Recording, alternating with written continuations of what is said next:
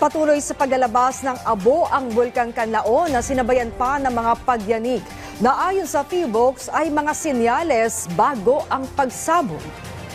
Puspusa naman ang mga paghahanda.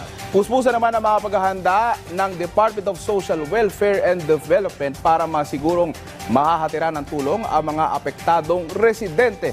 Yan ang ulat ni Floyd Brenz.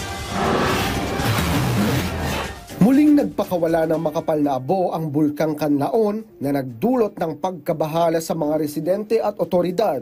Ayon sa Philippine Institute of Volcanology and Seismology o PHIVOLCS, tumagal ng 10 minuto ang pagbuga ng abo na umabot sa taas na 500 metro. Ang sitwasyong ito ay sinabayan pa ng 14 na naitalang volcanic earthquakes. Kabilang ang 2 mahinang volcanic tremor na nagtagal ng hanggang 1 oras. Patuloy rin ang pagsingaw ng asupre mula sa bulkan na nagpapatunay sa kasalukuyang aktibidad nito. Sinabi ng PHIVOLCS na ang mga naobserbahang senaryo ngayon ay kahalintulad ng mga palatandaan bago sumabog ang Bulkang Kanlaon noong December 9. Bilang tugon, pinabilis ng Department of Social Welfare and Development o DSWD ang prepositioning ng mahigit 100,000 family food packs para sa mga pamilyang maaaring maapektuhan. Partikular na tinututukan ang Region 6 at 7 kung saan mas mataas ang panganib sakaling pumutok ang bulkan. Pinaigting din ang paghahanda sa mga warehouse ng field offices ng DSWD para matiyak ang maayos na distribusyon ng mga ayuda.